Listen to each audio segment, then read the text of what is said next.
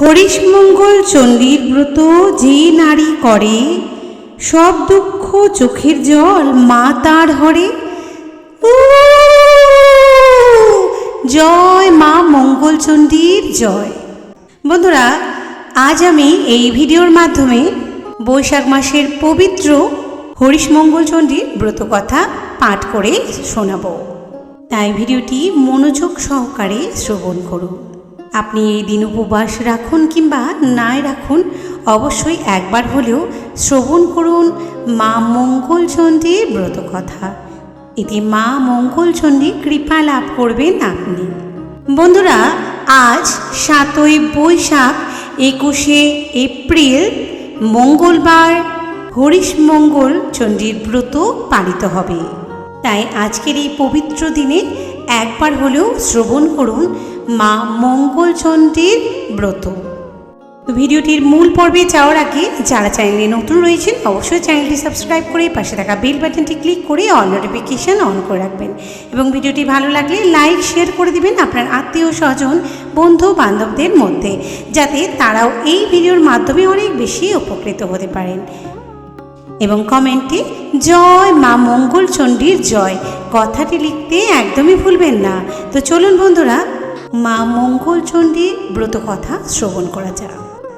মনে রাখবেন বন্ধুরা, মা মঙ্গলচণ্ডী যার উপর একবার সন্তুষ্ট কিংবা প্রসন্ন হন, তার জীবনে কিন্তু কোনো রকম দুঃখ কষ্ট কোনো দিন থাকে না। মা মঙ্গলচণ্ডী সব হরণ করে নেয়।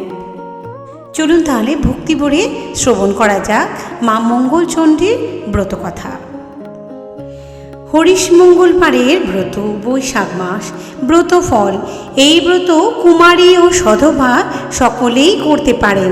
সধবারা এই ব্রত পালন করেন। এই ব্রত পালন করবার দিন উপবাসী থাকতে হয়। পূজার পর ব্রতকথা অন্তে ফলাহার করবে। ব্রতকথা। এক বামুনের মেয়ে আর এক গয়লার মেয়ে দুজনেই সই পাতিয়েছিল।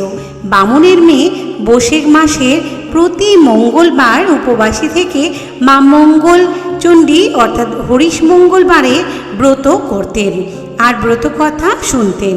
মা হরিশমঙ্গলচণ্ডীর কৃপায় তার এবং সুখের সীমা ছিল না। গয়লার মেয়ে তাকে ব্রত করতে দেখে একদিন জিজ্ঞাসা করলে, সই এই ব্রত করলে কি হয়? বামুনের মেয়ে বলল, এই ব্রত করলে চিরকাল সুখে যায়, কোনো দিন চোখের জল পড়ে না। গয়লার মেয়ে বললে, তবে আমি এই ব্রত করব সই, তুমি ব্রতের নিয়ম বলে দাও। বামুনের মেয়ে বললে, তুমি গয়লার মেয়ে, তুমি এই ব্রত করতে পারবে কি? তোমার এই ব্রত করে কাজ নেই। গয়লার মেয়ে নাছোড়বান্দা হয়ে বললে, আমি অবশ্যই এই ব্রত করব। বামুনের মেয়ে কি আর করে, সইকে ব্রতের নিয়ম শিখিয়ে দিলেন। গয়লার মেয়ে বৈশাখ মাস থেকে মা হরিশমঙ্গলচণ্ডীর ব্রত আরম্ভ করলে। প্রথম যে মঙ্গলবারে ব্রত করবে সেদিন সে উপোস করে রইল। বামুনের মেয়ে নিজের ব্রত সেরে গয়লার মেয়ের ব্রত দেখতে এলেন। দেখলেন সই ঠিক নিয়ম মতো ব্রত সেরে কথা বলছে। তিনি নিজ বাড়িতে একবার কথা বলেছেন, আবার গয়লার মেয়ের সঙ্গে বসে কথা শুনলেন। গয়লার মেয়ে 2-3 বার ব্রত করতেই মা মঙ্গলচণ্ডীর দয়া হলো। তার সংসার ধনে জনে ভরে উঠল, সুখের আর সীমা রইল না। এতদিন গয়লা দুধ দই বেচে জন মজুর খাটিয়ে যে 2 পয়সা রোজগার করে আনতো, তাতে গয়লার মেয়ের সংসার কোনো রকমে চলত। কাজে হঠাৎ এত সুখ তার আর সহ্য হলো না। কাঁদতে তার বড্ড ইচ্ছে হলো। একদিন বামুনের মেয়ের কাছে গিয়ে গয়লার মেয়ে বলল, সই বড় কাঁদতে ইচ্ছে করছে। বামুনের মেয়ে শুনে তো অবাক। তারপর বললেন, আমি তো তখনই বলেছি এই ব্রত করলে কখনোই চোখের জল পড়ে না, তা তুমি কাঁদবে কেমন করে? গয়লার মেয়ে কিছুতেই বোঝ মানতে চায় না। সে বললে, না, কাঁদলে আমি স্থির থাকতে পারবো না, প্রাণ হাঁপিয়ে উঠছে। বামুনের মেয়ে বললেন, যদি এতই তোমার কাঁদবার স্বাদ হয় তবে এক কাজ করো, দুলে দে ঢেকি শালের চালে যেসব লাউ কুমড়ো হয়েছে সেগুলো রাতের বেলা তুলে আনোগে। তারা জানতে পারলে অকথা কুকথা বলে তোমায় গালিগালাজ করবে, তাই শুনে তোমার মনে দুঃখ হবে, তখন তুমি প্রাণ ভরে কাঁদতে পারবে। যেমনি কথা তেমনি কাজ, কিন্তু তার উপর মা মঙ্গলচণ্ডী কৃপা রয়েছে। তুলে নিয়ে আসতে তার 4 গুণ লাউ কুমড়োতে মাচা ভরে গেল। দুলেরা সকালবেলা উঠেই তো অবাক, খোঁজ খোঁজ খোঁজ খোঁজ নিয়ে জানলো গয়লার মেয়ের হাত লেগে এমন শ্রী হয়েছে। তখন তারা ভাবলে ইনি তো সামান্য মেয়ে নয়, ইনি স্বয়ং মা লক্ষ্মী ঠাকুরন। তারপর তারা বুড়ি রূপে ঝুড়ি পুড়ে নিজেরা গয়লার মেয়ের বাড়িতে লাউ কুমড়ো ভরে দিয়ে গেল। গয়লার মেয়ের কান্না হলো না। সে আবার বামুনের মেয়ের কাছে গিয়ে বললে, সই তোমার কথা মতো কাজ করে তো কাঁদতে পারলাম না। বামুনের মেয়ে বললেন, তবে আরও এক কাজ করো। আজ রাজবাড়িতে একটা হাতি মরেছে, যেটা হাতিশালে পড়ে আছে। তুমি সেই হাতিটার গলা ধরে কাঁদোগে। গয়লার মেয়ে তাই করলে, কিন্তু মা মঙ্গলচণ্ডীর ব্রত করে তার শরীর শুদ্ধ হয়ে গেছে। হাতির গায়ে তার হাত লাগা মাত্রই হাতি বেঁচে উঠল। এই খবর দেশময় ছড়িয়ে পড়ল।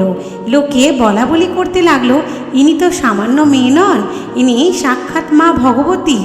এই খবর যখন রাজা শুনলেন, তখন তিনি সেই হাতিটার পিঠে সোনা রূপো মানিক মুক্তা কত কি বোঝাই করে গয়লার মেয়ের বাড়ি পাঠিয়ে দিলেন।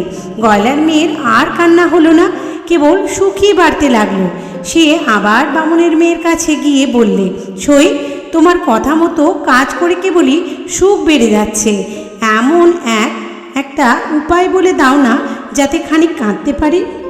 বামুনের মেয়ে বললেন, এইবার তোমায় একটা সোজা উপায় বলে দিই। তোমার যদি কাঁদতে এতই স্বাদ থাকে, তবে এক কাজ করো, মেয়ে জামাইয়ের বাড়িতে বিষের লাড্ডু তৈরি করে পাঠিয়ে দাও। সেই লাড্ডু খেয়ে মেয়ে জামাই মরে যাবে, আর তুমি প্রাণ ভরে কাঁদবে।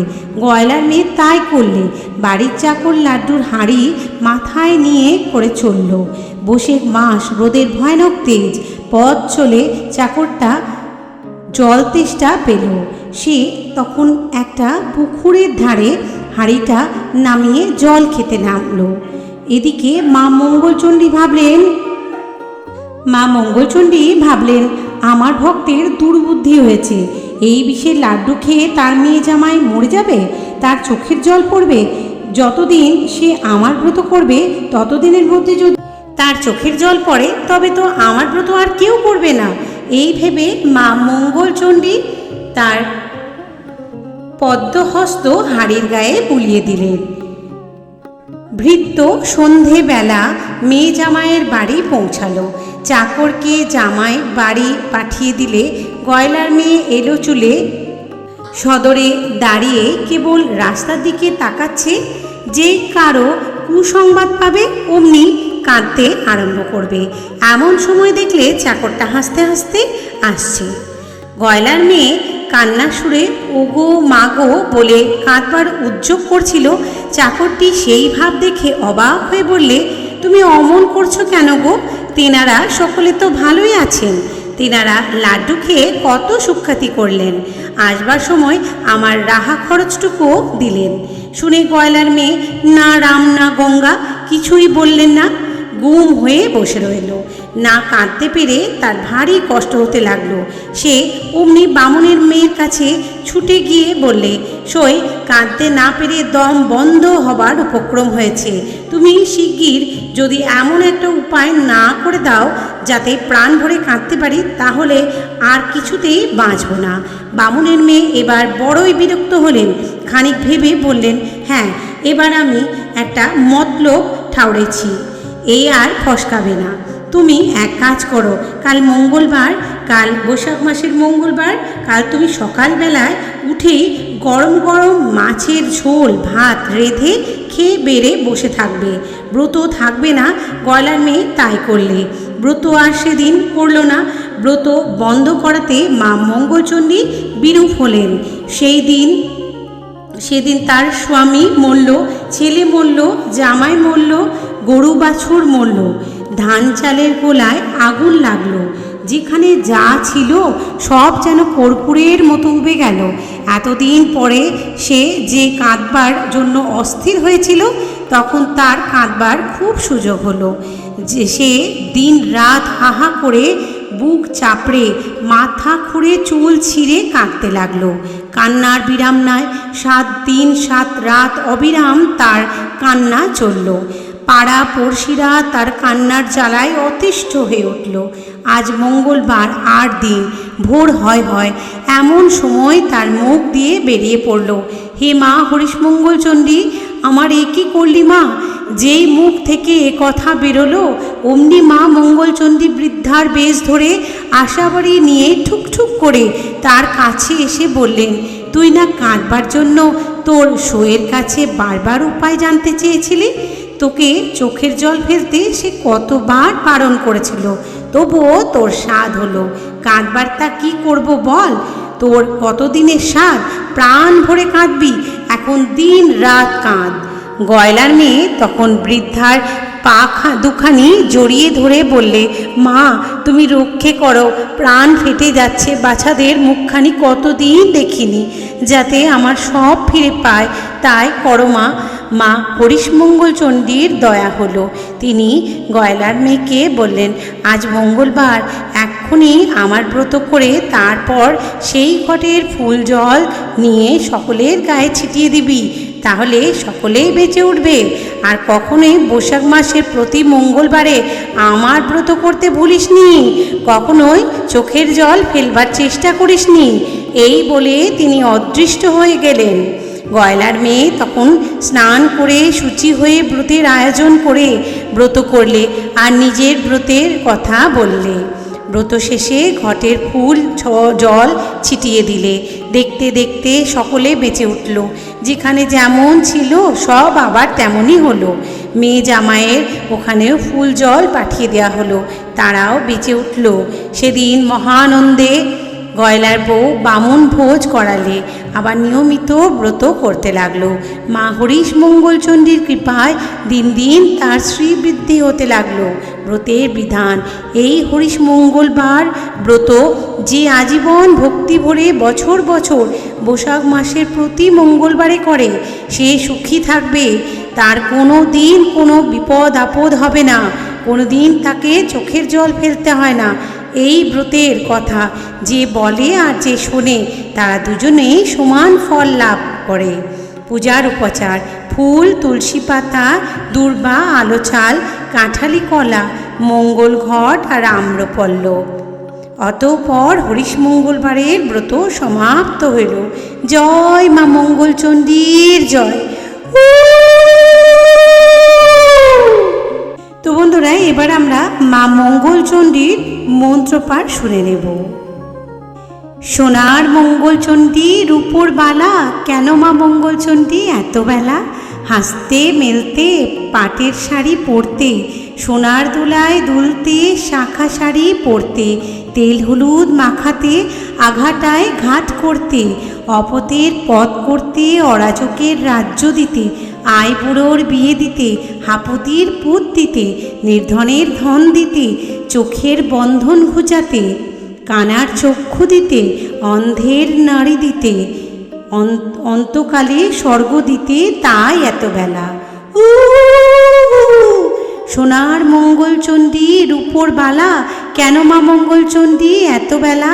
হাসতে মেলতে পাটের শাড়ি পরতে, সোনার দোলায় দুলতে, শাখা শাড়ি পরতে, তেল হলুদ মাখাতে, আঘাটায় ঘাট করতে, অপতের পথ করতে, অরাজকের রাজ্য দিতে, আইবুড়োর বিয়ে দিতে, হাপুতির পুত্র দিতে, নির্ধনের ধন দিতে, চোরের বন্ধন ঘুচাতে, কানার চক্ষু দিতে, অন্ধের নড়ে দিতে, অন্তকালে স্বর্গ দিতে, তাই এত বেলা। সোনার মঙ্গলচণ্ডীর উপর বালা, কেন মা মঙ্গলচণ্ডী এত বেলা? হাসতে মেলতে পাটের শাড়ি পরতে, সোনার তোলায় দুলতে, শাখা শাড়ি পরতে, তেল হলুদ মাখাতে, আঘাটায় ঘাট করতে, অপতের পথ করতে, অরাজকের রাজ্য দিতে, আই বুড়োর বিয়ে দিতে, হাঁপুতির পুত দিতে, নির্ধনের ধন দিতে, চোখে চোরের বন্ধন ঘুচাতে, কানার চক্ষু দিতে, অন্ধের নাড়ি দিতে, অন্তকালে স্বর্গ দিতে, তাই এত বেলা।